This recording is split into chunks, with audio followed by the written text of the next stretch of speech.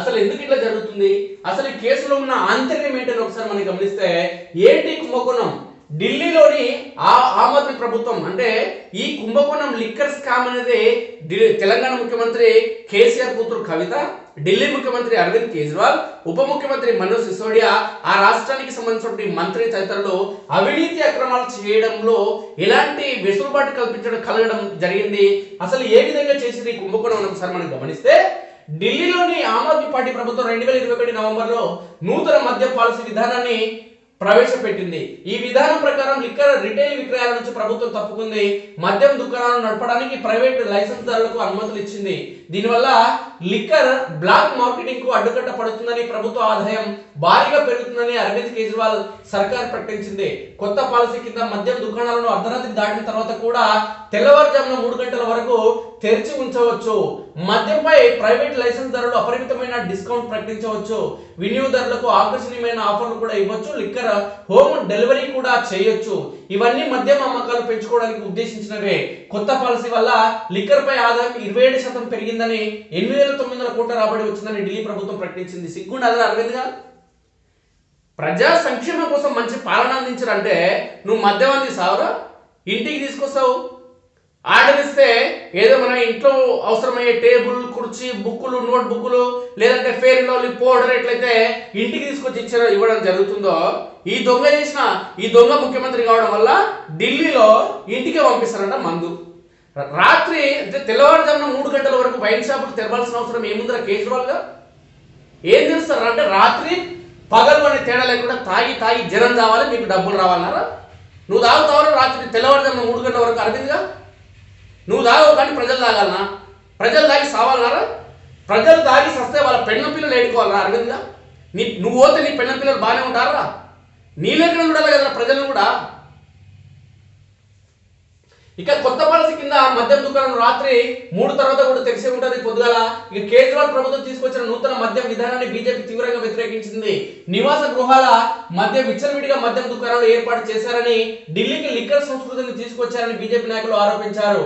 కొత్త మద్య విధానంలో చాలా ఉల్లంఘనలు చోటు చేసుకున్నాయని, ప్రైవేట్ లైసెన్స్ దారులకు అనుచిత ప్రయోజనాలు కలిగిస్తున్నారని స్పష్టం చేస్తూ 2022 జూలైలో ఢిల్లీ ప్రభుత్వ ప్రధాన కార్యదర్శి నరేష్ కుమార్ ఒక నివేదిక విడుదల చేశారు.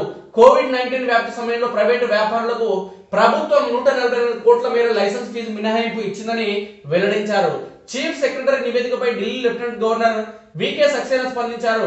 ఢిల్లీ లిక్కర్ పాలసీపై సిబిఐ విచారణ జరిపించాలంటూ సిఫార్సు చేశారు.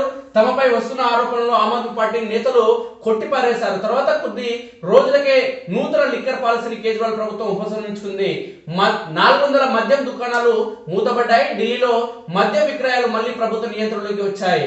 లెఫ్టినెంట్ గవర్నర్ సిఫార్సు మేరకు లిక్కర్ స్కామ్ పై సిబిఐ దర్యాప్తు ప్రారంభించింది. 2022 ఆగస్టులో ఢిల్లీ ఉప ముఖ్యమంత్రి ఆమ్ ఆద్మీ పార్టీ సీనియర్ నేత మనీష్ సిసోడియా నివాసంతో పాటు 31 ప్రాంతాల్లో సోదాలు నిర్వహించింది. అయితే ఈ సోదాల్లో సిబిఐకి ఎలాంటి ఆధారాలు దొరకలేదని మనీష్ సిసోడియా చెప్పారు.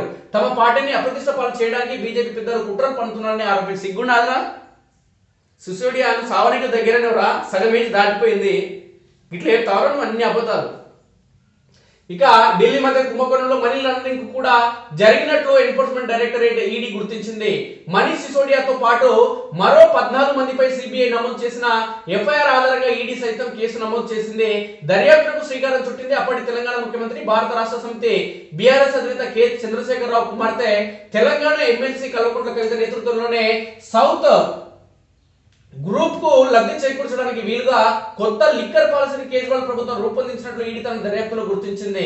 సౌత్ గ్రూప్ కు పెద్ద ఎత్తున లైసెన్సులు దక్కినట్టు తెలిసింది. తమకు అనుకూలంగా మద్య విధానాన్ని రూపొందించినందుకు ప్రతిఫలంగా ఆమ్ ఆద్మీ పార్టీకి సౌత్ గ్రూప్ 100 కోట్ల ముడుపులు చెల్లించినట్లు ఈడీ ఆరోపించింది. సొమ్మును గోవా అసెంబ్లీ ఎన్నికల్లో ఆమ్ ఆద్మీ పార్టీ ఖర్చు చేసినట్లు తెలియజేసింది. ఢిల్లీలో లిక్కర్ వ్యాపారం ద్వారా సౌత్ గ్రూప్ ఈ 100 కోట్లు తిరిగి రాబట్టుకున్నట్లు పేర్కొంది. నూతన లిక్కర్ పాలసీ వల్ల ఢిల్లీ ప్రభుత్వానికి 2,800 కోట్ల మేర నష్టం వాటిల్లినట్లు ఈడీ తేల్చి చెప్పింది. ఢిల్లీ మద్యం కుంభకోణం కేసులో అరుణ్ పిల్లై, సమీర్ మహేంద్రు, శరత్ చంద్రారెడ్డి, బినోయ్ బాబు, అభిషేక్ బోయినపల్లి, విజయ్ నాయర్, అమిత్ అరోరా, గోరంట్ల బుచ్చిబాబు, గౌతమ్ మల్హోత్రా, రాజేష్ జోషి, మాగుంట రాఘవ, మనీష్ సిసోడియా, సంజయ్ సింగ్, కల్వకుంట్ల కవిత అరెస్ట్ అయ్యారు.